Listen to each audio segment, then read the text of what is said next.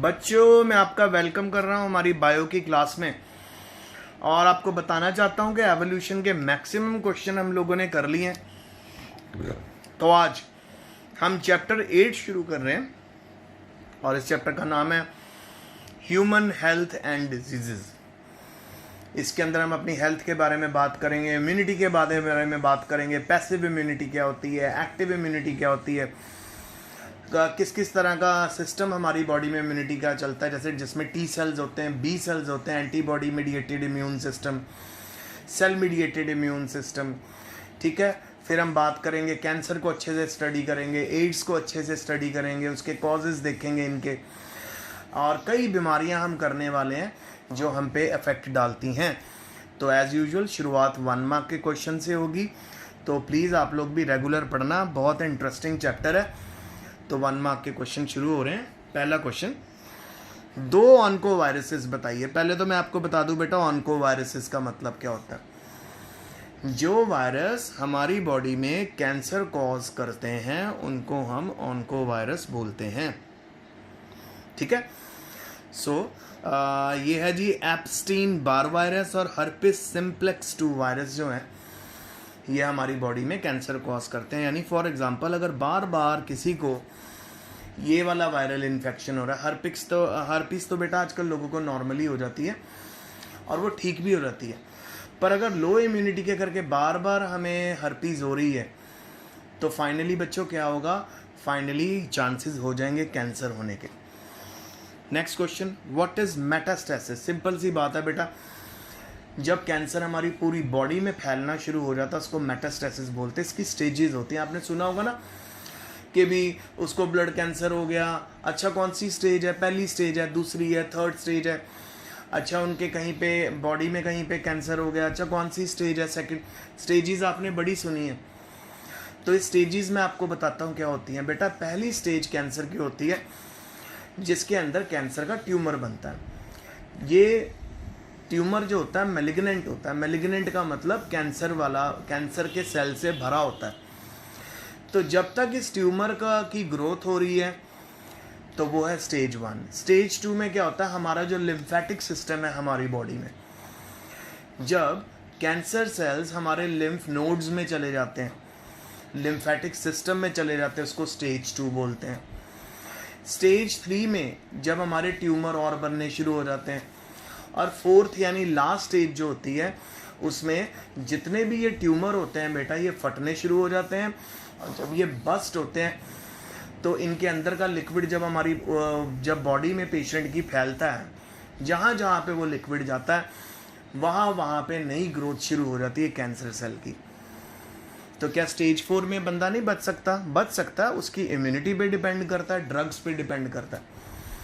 जिन लोगों में तो ड्रग्स बहुत जल्दी काम करती हैं वो 4th स्टेज में भी बच जाते हैं, और जिन लोगों में ड्रग्स डालने पे भी कोई फ़र्क नहीं पड़ रहा वो फिर नहीं बचते। ठीक है, तो समझ आ रहा है आपको। तो ये सारी स्टेजेस है। तो जो 4th स्टेज होती है ना बेटा उसको मेटास्टेसिस बोलते हैं। आइए पढ़ लें। Spreading of cancer from one organ to another. एक ऑर्गन से दूसरे ऑर्गन में जब कैंसर फैलना शुरू हो जाए उसको मेटास्टेसिस बोलते हैं। और ये क्या करता है, अर्ली डेथ कॉज कर देता है due to interference in metabolic function.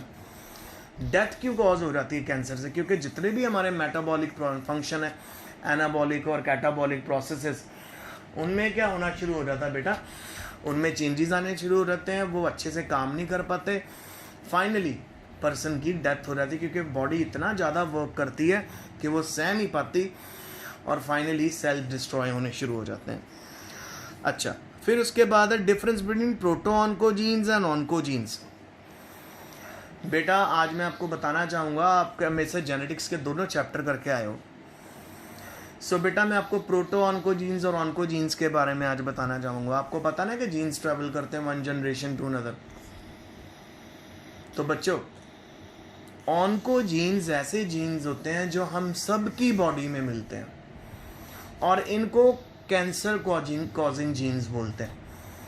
अगर तो ऑन्कोजीन्स एकदम एक्टिवेट हो जाएं, अलग अलग तरीके हैं बेटा एक्टिवेट होने के। जैसे आपको बात करते हैं, जैसे हम बात करें कोई किसी के कंटिन्यूसली कहीं पे खुजली हो रही है और वो कंटिन्यूसली उस जगह पे उसको खुजाता रहता है और वहाँ पे घाव हो गया, ज़ख्म हो गया, या किसी की बॉडी में कहीं पे एक सोर है या एक ऐसा कट है जो जहाँ जो हील नहीं हो रहा, कंटिन्यूसली ब्लीडिंग होती जा रही है, ठीक है। तो और या फिर कोई कंटिन्यूसली स्मोकिंग करता है, जब वो स्मोकिंग करता है तो जो स्मोक है उसके लंग्स में जाती है, उसके ईसोफेगस में जाती है, उसकी ट्रेकिया में जाती है। तो बार बार जब अंदर स्मोक जा रही है तो अपने साथ वो बेटा टेनिन्स लेके जा रही है जो कैंसर कॉज करने वाला केमिकल है। तो ऑब्वियसली अंदर की लाइनिंग भी इफ़ेक्ट होती है, वो भी इरिटेट होती है। तो जितना वो इरिटेट होती है वहाँ पे कैंसर होने के चांसेस हो जाते हैं। कोई पान चबाता है, तंबाकू खाता है, तो माउथ कैंसर के चांसेस हो जाते हैं, क्योंकि वो जो तंबाकू का केमिकल है, ठीक है, और जो अपना कत्था वगैरह वो यूज़ करते हैं, वो सारा उनके माउथ के अंदर बार बार इरिटेट करता है, तो ये बीमारी होती है। बेटा इतनी जल्दी कैंसर नहीं होता। अगर इरिटेंट या फिर आप कह सकते हो जो प्रमोटर है, कैंसर को प्रमोट करने वाला जो एजेंट है, बार बार इफेक्ट करता है, तो कैंसर होता है। तभी तो कहते हैं आपको बड़ी बैलेंस डाइट खाएं, गलत हैबिट्स नहीं हमारे अंदर होनी चाहिए, क्योंकि इन हैबिट्स को रखने से ही कैंसर होने के चांसेस बढ़ जाते हैं। तो प्रोटो ऑन्कोजीन्स होते हैं जो इनएक्टिव कैंसर कॉजिंग जीन है, और ये हम सब की बॉडी में है। Oncogenes they are active cancer causing gene. जब ये एक्टिव हो जाएं, जिसके अंदर ऑन्कोजीन्स एक्टिव हो जाते हैं उनमें कैंसर स्टार्ट हो जाता है। नेक्स्ट, कीमोथेरेपी क्या चीज़ है? Chemotherapy involves the administration of anti cancer drug. जब किसी की बॉडी में, पेशेंट की बॉडी में, कैंसर पेशेंट की बॉडी में हम उसको कंटिन्यूअस एंटी कैंसर ड्रग उसकी बॉडी में हम फ्लो करवाते हैं, ठीक है, उसकी वेन्स में, ताकि जो अनकंट्रोल्ड ग्रोथ हो रही है सेल्स की, अनकंट्रोल ग्रोथ ही तो होती है ना कैंसर, जो अनकंट्रोल ग्रोथ हो रही है सेल की वो रुक जाए, ठीक है। तो ये क्या करती हैं, उनको हम कीमोथेरेपी बोलते हैं। एक्चुअल में जो कीमोथेरेपी वाली जितनी भी ड्रग्स होती हैं ना बेटा, बहुत टॉक्सिक होती हैं, दे आर वेरी टॉक्सिक। वो कैंसर से भी ज़्यादा टॉक्सिक होती हैं, कैंसरस सेल से भी। तो कैंसर सेल को ख़त्म करने के लिए जब ये ड्रग हमारी बॉडी में जाती है तो हमारे कितने ही नॉर्मल सेल भी डिस्ट्रॉय होते हैं, नॉर्मल सेल्स की भी डिस्ट्रक्शन होती है। तो बहुत से साइड इफ़ेक्ट्स होते हैं, बाल झड़ जाते हैं। तभी कैंसर पेशेंट को सबसे पहले गंजा करवा देते हैं, ताकि उनके जो बाल झड़ें तो ज़्यादा प्रॉब्लम ना है। क्योंकि बेटा जब ये ड्रग्स अंदर जाती हैं, इतनी स्ट्रॉन्ग ड्रग्स होती हैं कि ये हमारे बालों के जो पोर्स, जहाँ पे जिन पोर्स में हमारे हेयर होते हैं, उसको भी बिल्कुल लूज़ कर देती हैं, वीक कर देती हैं, तो हमारे बाल झड़ने शुरू हो जाते हैं। वॉमिटिंग की रिपोर्टिंग करते हैं ऐसे पेशेंट्स, ठीक है।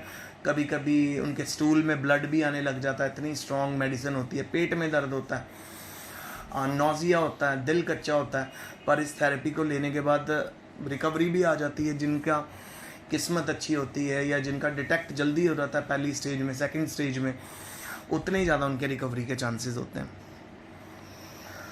फिर उसके बाद है जी बायोप्सी क्या चीज़ है बेटा। फॉर एग्ज़ाम्पल किसी पेशेंट की बॉडी में आपको एक नोड मिल रहा है, यानी एक आपको रसौली मिल रही है, छोटा सा ट्यूमर मिल रहा है।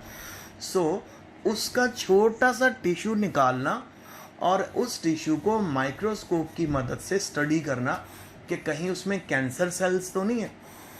एक बात हम हमेशा याद रखना, जब भी आप माइक्रोस्कोप में देखोगे ना, कैंसर सेल का बिल्कुल डायामीटर सेम होता है। सेम डायामीटर के अगर सेल बन रहे हैं तो वहाँ से पता चल जाता है कि ये सेल कैंसरस है।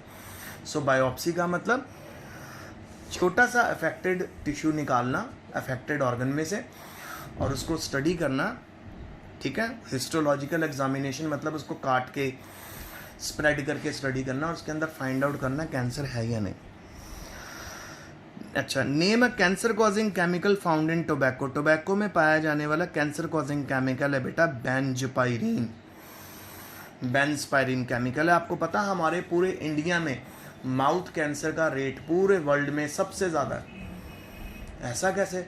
ऐसा इसलिए क्योंकि हमारे इंडिया में पान खाना लोग बहुत पसंद करते हैं, फिर उसके बाद पान मसाला खाना पसंद करते हैं, फिर उसके बाद कई ऐसे केमिकल वो खाना पसंद करते हैं जो उनके माउथ में धीरे धीरे धीरे हल्का सा नशा चढ़ाते हैं। तो इस तरह इसी करके, क्योंकि यहाँ पे पान खाने की लोगों की बहुत आदत है, तो कैंसर होने के चांसेस भी बहुत ज़्यादा बढ़ जाते हैं। और नेक्स्ट क्वेश्चन आ गया, कौन है? मैं कौन? नेक्स्ट क्वेश्चन है इंटरल्यूकिन्स क्या होते हैं? इंटरल्यूकिन्स जो है ना बेटा, वो एंटी कैंसर प्रोटीन है which stimulates the WBCs to attack cancer cells. बेटा इसमें आप अलग अलग डिफेंस भी पढ़ने वाले हो, first line of defence, second line of defence, third line of defence. हमारी बॉडी की जो इम्यूनिटी होती है उसके 3 डिफेंस सिस्टम है, 1 2 3। फर्स्ट लाइन ऑफ डिफेंस आपको क्या करता है? आपकी स्किन है, वो ऐसे अंदर नहीं आने देती इन्फेक्शन को, बैक्टीरिया को, वायरस को। अगर बैक्टीरिया वायरस अंदर आ भी गया तो सेकंड लाइन ऑफ डिफेंस काम करता है। सेकंड लाइन ऑफ डिफेंस का क्या काम होता है बेटा? वो WBCs प्रोड्यूस करता है। और जो ये WBCs होते हैं ये सारे के सारे बैक्टीरिया और वायरसेस को इनगल्फ कर लेते हैं अगर वो बॉडी में आ गए हैं। फिर आता है बेटा थर्ड लाइन ऑफ डिफेंस, अगर वो तब भी नहीं खत्म हो रहे, so third line of defence में हमारे T सेल्स और B सेल्स काम करते हैं। ये मैं आपको करवाऊंगा।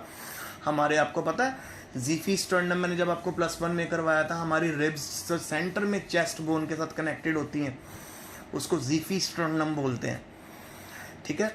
और उसमें थाइमस ग्लैंड भी होता है, तो वहाँ पे भी हमारे इम्यूनिटी के सेल्स बनते हैं, तो इसीलिए उसको बोलते हैं T लिम्फोसाइट्स, थाइमस में बनते हैं। और एक होते हैं B लिम्फोसाइट, ठीक है, वो ह्यूमोरल इम्यून सिस्टम मिलके बनाते हैं।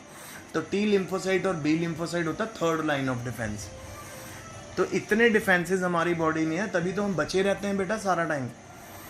तो क्या होता है कि सबसे पहले जिस बंदे को कैंसर होगा ना बेटा, उसका वेट लॉस होने लग जाएगा, उसके स्टूल्स की प्रॉब्लम आ जाएगी, उसके अनइवन स्टूल करेगा, कभी उसका स्टूल पतला होगा, कभी उसका थिक होगा, कभी उसको कॉन्स्टिपेशन होगी, उसका दिल कच्चा होने लग जाएगा, मतलब सिम्टम्स हमें नज़र आने लग जाएंगे। तो डॉक्टर सबसे पहले ऐसे पेशेंट्स को कहता है कि जी आप सबसे पहले अपना ब्लड वर्क करवाओ। ब्लड वर्क मतलब आप कह सकते हो WBCs की काउंट करवाओ, रेड ब्लड सेल्स की काउंट करवाओ, ठीक है। तो और ESR करवाओ। ESR में पता चल जाता बेटा इन्फेक्शन किस हद तक है। तो मोस्टली कैंसर क्योंकि एक बहुत बड़ा इन्फेक्शन है हमारी बॉडी का, है ना, मल्टीपल सेल्स इसमें बनते हैं, अनकंट्रोल्ड ग्रोथ है बॉडी में। सो जब भी ऐसे पेशेंट्स का WBC काउंट देखी जाती है ना, वो बहुत ज़्यादा आती है। ऑब्वियसली बेटा कोई फॉरेन ऑब्जेक्ट हमारी बॉडी में आया हुआ है, सपोज ऑब्वियसली कैंसर आया हुआ है, तो कैंसर सेल को फाइट करने के लिए, उनको डिस्ट्रॉय करने के लिए हमारी बॉडी खुद WBCs बनाती है ज़्यादा अमाउंट में। नॉर्मली एक पर्सन में WBCs का जो नंबर है वो 10 to 12,000 के नीचे होना चाहिए, 7, 4, 5, 6 नॉर्मल है। पर जो कैंसर पेशेंट्स होते हैं उनमें WBC का नंबर बेटा 1-1 लाख से ऊपर गया होता है, 70,000 से ऊपर गया होता है। तो ये पहला स्टेप होता है डॉक्टर्स का, ये देखना कि कहीं WBCs का नंबर तो नहीं बढ़ा।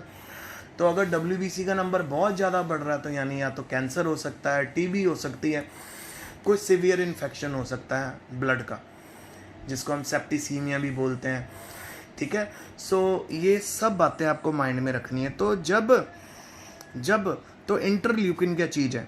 ये एंटी कैंसर प्रोटीन होती हैं जो कैंसर के आने के ऊपर, जब हमारी बॉडी में, किसी की बॉडी में कैंसर आता है, तो ये प्रोटीन रिलीज़ होती हैं पूरी बॉडी में, और पूरी बॉडी को सिग्नल मिलता है कि जो अपने लिम्फेटिक टिश्यूज़ हैं, लिम्फ नोड्स हैं, उसमें ढेर सारे WBCs बनाओ, हमें फाइट करनी है। तो प्यारे बच्चों, ये इंटरेस्टिंग चैप्टर है बड़ा, तो मैं यहीं पे रोक रहा हूँ। आज मैंने आपको टोटल 7 क्वेश्चन समझाए हैं, ठीक है। तो चलो हम इसको 11 तक कर लेते हैं। तो सिम्टम ब्रेस्ट कैंसर के क्या क्या सिस्टम है? एक तो बेटा एस्ट्रोजन का जो हार्मोनल लेवल है फीमेल में, वो उसमें अब नॉर्मेलिटी आ जाएगी, इम्बैलेंस हो जाएगा। मेन सिम्टम्स क्या है बेटा? ट्यूमर्स अपीयर हो जाएंगे ब्रेस्ट के अंदर, ठीक है। लिम्फ नोड्स मोटे हो जाएंगे, बड़े हो जाएंगे, साइज ऑफ द ब्रेस्ट भी लार्ज हो जाएगा, तो ये सिम्टम है ब्रेस्ट कैंसर के।